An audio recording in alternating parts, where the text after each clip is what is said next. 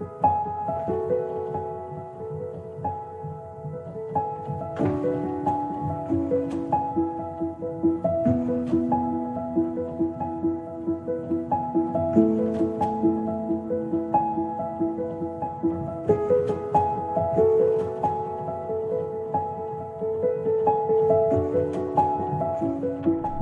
sekalian yang sangat saya muliakan, alhamdulillah dalam acara ini kita dapat bertemu lagi. Allah pertemukan kita dalam kebaikan. Kalau kita mendengar perkataan wakaf, dalam benak kita yang bisa berwakaf hanyalah orang kaya saja.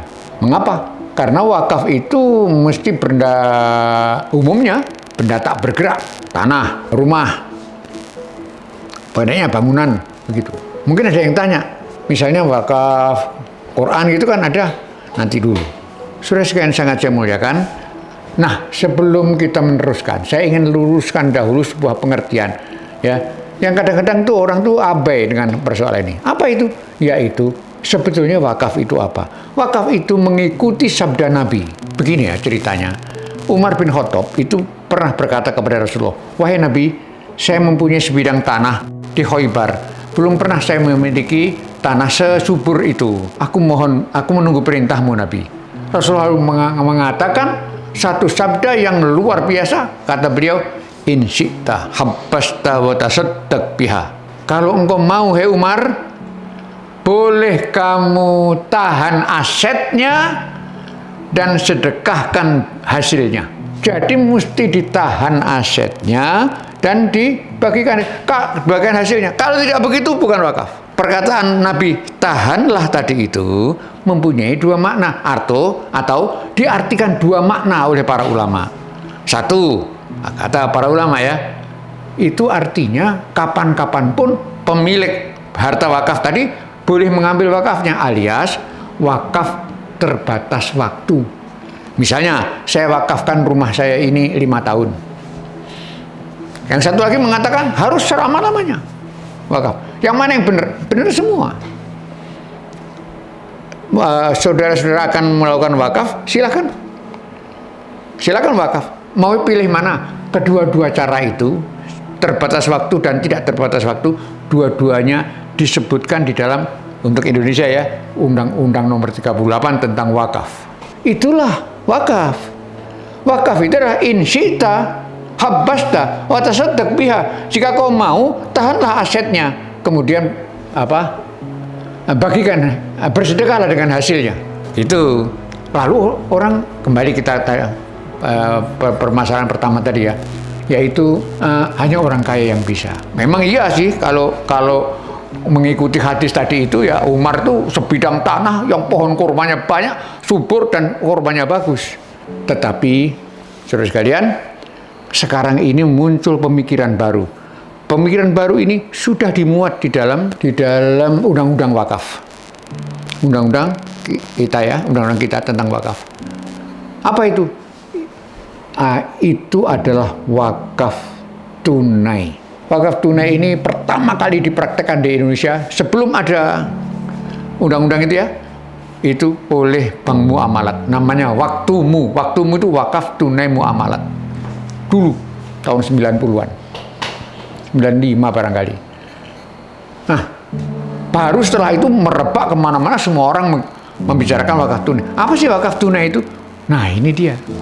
Wakaf tunai itu, ya, setiap orang dapat berwakaf dengan uang tunai berapapun besarnya. Tidak perlu besar, tidak harus besar.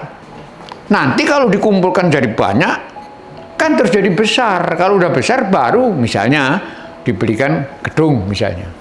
Atau dibuatkan sumur di pedalaman atau di tempat kering atau apa misalnya. Dengan kata lain, wakaf tunai ini memungkinkan orang semuanya untuk ikut berwakaf. Walaupun sedikit bisa. Persoalannya sekarang, apakah dibenarkan itu, Pak? Apakah Nabi pernah melakukan wakaf tunai? Jawabannya tidak pernah. Namun revolusi yang dikumandangkan oleh Imam Malik bin Anas, saudara sekalian, ya Imam Malik itu salah satu imam mazhab ya, tentang beliau mempopulerkan metode istimbat yang disebut maslahah mursalah. Masalah itu ada 3 masalah ya, maslahah mu'tabarah, maslahah mulghah, dan ini maslahah mursalah. Masalah mu'tabarah itu adalah maslahah atau kebaikan yang diakui, dibenarkan oleh pembuat syariat. Pembuat syariat itu adalah Allah. Misalnya, saya bekerja baik-baik, lalu saya mendapat gaji. Nah, gaji itu maslahat yang mu'tabarah, dibenarkan. Yang kedua adalah maslahat mulghah, maslahat yang tidak dibenarkan. Apa itu? Saya berjudi. Jadi perjudian tadi saya menang misalnya. Lalu kan ada duit, saya bisa berbuat baik dengan itu. Itu maslahat juga, tapi mulghah, tertolak. Maslahat yang tertolak. Nah, yang terakhir adalah maslahah mursalah. Itu adalah kebaikan untuk tujuannya adalah maslahatul ammah, kebaikan publik, tapi tidak dibenarkan dan tidak disalahkan oleh syariat, alias didiamkan oleh Allah dan Rasulnya. Nah, seperti apa bentuknya? Macam-macam. Beberapa contoh saja ya. Zakat produktif. Nggak pernah Rasulullah dahulu menspesifikasi zakat itu 2, konsumtif, produktif, itu nggak pernah. Orang sekarang berpikir, ya, dengan metode masalah mursalah ini, maka kita lakukan itu. Juga wakaf tunai ini, wakaf tunai itu, ya, pada mulanya wakaf itu, pada mulanya dulu ya, wakaf itu selalu diartikan pemberian wakaf atau benda wakaf itu harus benda tahan lama. Maka tidak boleh mewakafkan makanan. Kalau makanan itu hadiah, bukan wakaf. Perhatikan ya, sesuatu bisa diwakafkan apabila ini ya, misalnya laptop ini saya wakafkan. Itu artinya adalah laptopnya tetap, manfaat dari laptop ini yang dibagi-bagikan. Nah, kalau uang bagaimana? Kalau uang itu hanya dengan satu cara. Kalau uang, bukan, maaf, saya ulangi. Cara yang paling dekat dengan kebenaran adalah uang tadi itu, ya saya 10.000, Anda masing-masing 10.000, sehingga terkumpul banyak, jutaan, mungkin ratusan juta, ditaruh di bank syariah, keluar hasilnya, bagi hasil inilah yang bisa bagi-bagikan. Itulah yang disebut in syi'ta habbasta wa tasaddaq biha. Jika kamu mau, boleh kamu tahan asetnya dan bagikan, dan bersedekahlah dengannya. Tapi saya sebelum itu ya, saya ingin sampaikan dulu bahwa yang jelas ini sudah mendapat legitimasi. Para ulama sudah setuju, undang-undang pun sudah memuat. Bahkan undang-undang itu, bahkan masalah ini sampai bisa menjadi undang-undang itu karena sudah ada legitimasi dari ulama. Legitimasi yang diberikan oleh ulama itu dapat dibaca hari ini juga di sebuah buku yang namanya Kompendium Ijma' atau rangkuman. Kompendium itu kan artinya rangkuman ya, rangkuman ijma'. Nah, wakaf tunai itu dibenarkan. Pemanfaatannya tadi sudah saya sebut. Pemanfaatannya adalah yang paling gampang, taruh di bank syariah. Jangan bank konvensional karena itu haram. Taruh di bank syariah, nanti keluar bagi hasil. Nah, bagi hasilnya ini dibagi-bagikan. Inilah makna daripada in syi'ta habbasta wa tasaddaq biha. Jika kamu mau tahan barangnya, bagikan dan bersedekahlah dengannya, maksudnya dengan hasilnya. Tapi ada juga yang lain, cara yang lain.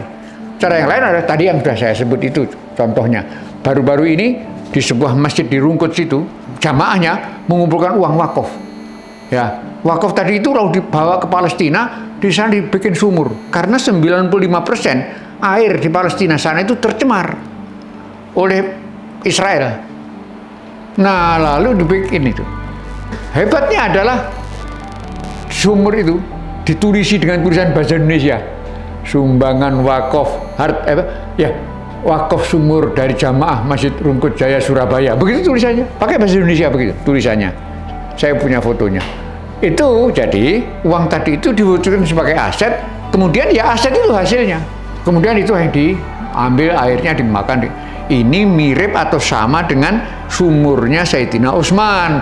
Bukankah Sayyidina Utsman pernah berwakaf sumur ya di desa namanya Raumah, itu satu sumur.